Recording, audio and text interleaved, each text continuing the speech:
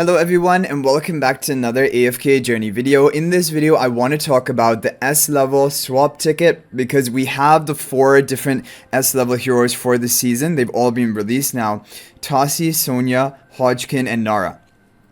And now Sonja has only recently been released, so we don't know her full potential, but there is, we've seen a lot of what she is capable of doing already. So I want to talk about her and basically decide which of the heroes you should be swapping for if you want to use that ticket right now. But it's always a good option to hold on to the ticket and use it maybe after a week or 10 days.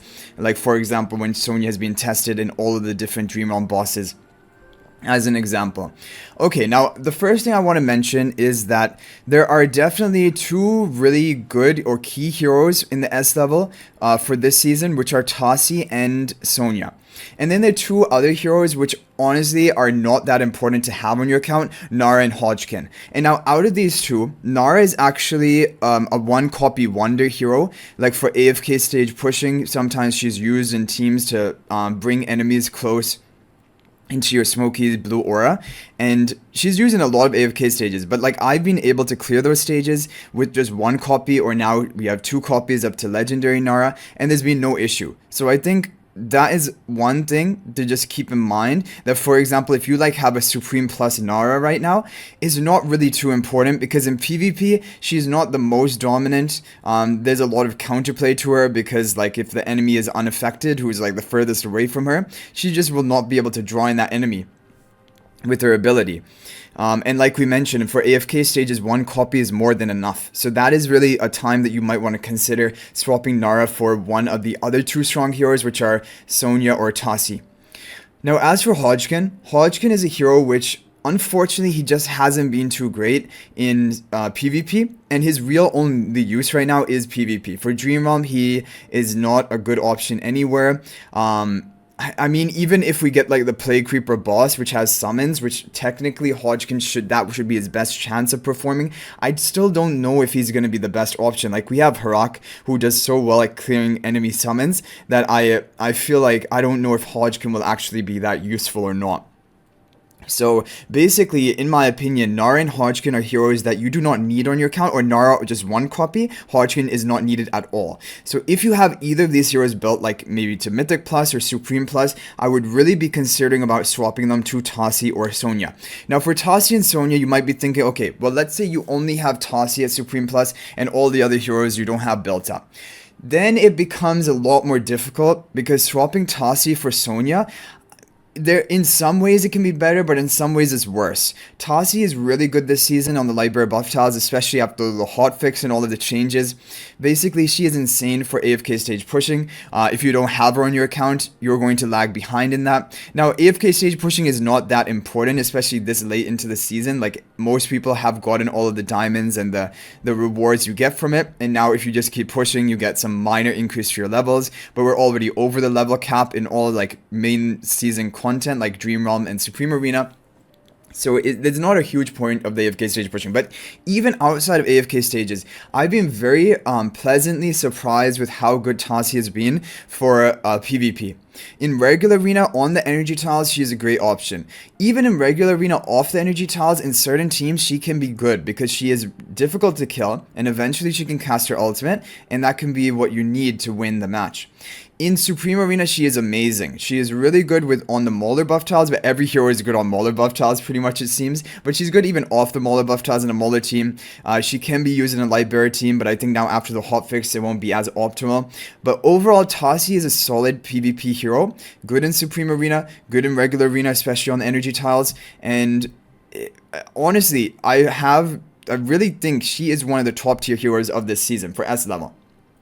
But now Sonja has come out, and this is where the difference is kind of going to lie. Sonja has already been out for 1 day and already is in the new best team for Dream Realm. Because she's a buffer, she will have applications to Dream Realm. Now, I don't know how it will work if on the teams where Harak is not used, because Harak is only used in 4 to 5 out of the 8 different endless Dream Realm bosses. 3 of them, he is not the best option. But in those 4 or 5, Sonja is probably going to be a good ally to him, buffing him up further to just ramp up his damage as your sole hyper carry on your team. So Sonja is going to have Dream Realm applications. Tasi does not. That is one thing. And Dream Realm is a really important game mode to rank higher to earn more rewards. However, if you don't have Harak built yet, you're not going to be able to take good advantage of Sonja, because even today people did testing with teams using Sonja without Harak, and they were not the best. But I think maybe in future teams they can be the best even without Harak running Sonja, because she can provide a powerful buff to two of your allies. And for example, like if you have a hard-hitting Ludovic Talene on the team, she could be a good to buff them both up. If you have a hard-hitting Ludovic and maybe even Lily May on the team, she can be good to buff them up. So Sonja is going to see Dream Realm use, there's no question about it. Already in Guild Supremacy, the Glyph Shade boss, she is in the new best team, although that mode doesn't really matter that much, but it just shows you her capability for bosses. And before getting to Endless, she's going to be good, and even in Endless right now, it appears that she's going to be pretty good for Dream Realm. Now apart from that, for AFK stages, I mean, she's fine, but like in a Library team, it is all about the Tasi, so Tasi is way more important than her for AFK stages. For PvP, Sonja is really strong. She's really good in the Mauler buff tile team, and I actually have a formation saved. My guildmate Wooster and also other people have been sharing in my Discord server the teams that they've found really difficult to deal with, and I'm going to show you the formation right now. But basically it is Sonja buffing up two allies who are both on the Mauler buff tiles. And it's pretty crazy. Like, this is one example of a team, but another team which is pretty much just as strong is running like Shakir and Harak instead of Shakir and Lenya. So depending on which hero you have built up, you can put together a team like this, and it is really solid. Basically, it's making Shakir and Lenya even tankier than before, and they're already tanky on the Mauler buff tiles. It is giving them more attack than before, giving them more kill potential, and then you have the frontline spell with Brutus running up into the enemy team. You're going to activate that really like quickly in the fight, and they're just going to have the bonus damage dealt and reduced damage taken on Shakir and Lenya. And this is an insane team, and this is basically the core comp. You just have to have three Mauler heroes, one being Shakir, the other one Lenya can be the carry, or it can be Harak as a carry, both of them on the Mauler buff tiles, Coco off to the side to cast ultimate to protect your team, and Brutus just a tank for the beginning. Now, the thing about Sonja, and this is a translation thing, and shout out to one of my viewers who basically he speaks Chinese, I guess, and that's why he translated from the Chinese version.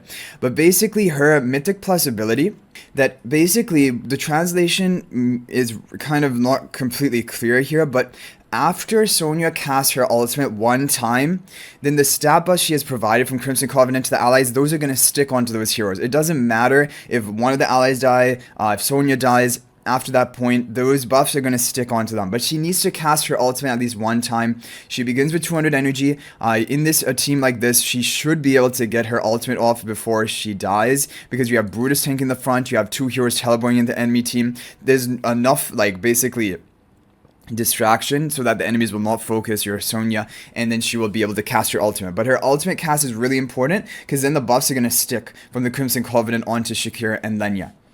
Because what it seems like is if she doesn't cast her ultimate in time and she dies, or her allies die, and she doesn't cast her ultimate, then the buffs are going to disappear. So that's an important thing. But yeah, this is a really solid team, and it is really like, these are the type of teams you want to run Sonja with, like Brutus, Coco, Shakir, Sonja, and then either Lenya or Harak. With frontline spell is great. You can even do Verdant spell. Basically, it doesn't really matter a huge amount, but those are the really strong teams right now. So that is what we have to mention about the S level heroes for this season.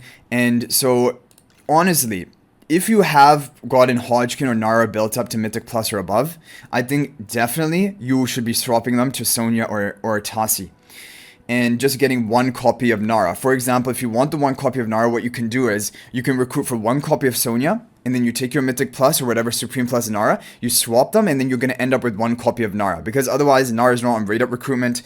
Who knows when you're going to get that one copy of her, and that will guarantee you that one locked in.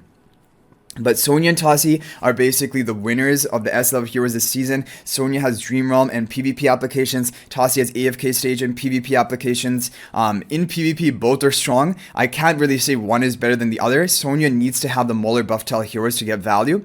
Like in regular arena, she isn't as great because she has survivability issues and her allies have survivability issues. But in the Mauler buff tiles, she is insane, ramping them up even further. And Tasi is great, or even in regular arena on the energy tiles, and she is really good in Supreme Arena as well. So overall, two really good S level heroes, two mediocre or really. Nara is like good for AFK stages of one copy. Hodgkin is not really used anywhere. He's a PvP hero and he's not better than the other heroes we have here. Sonja and Tasi are way better than Hodgkin as of right now in PvP. The only potential like use of Hodgkin could be in Ravage Run when that comes out. Maybe he will be good or a good option for the Graveborn faction. But honestly, I think building like a mediocre hero, S level hero just for like Ravage Run potential, I don't think that's a good idea. You can make do with like leftover options, and I don't really think Hodgkin is going to be such amazing damage or anything like that. For the boss, and you can get a good score even with other heroes. So that's why I'm not planning to go for Hodgkin. I have the one copy. Even then, I didn't need to get the one copy, but I got one copy of him because, and then Nara, you definitely want to get one copy of Nara though. There's no question about that.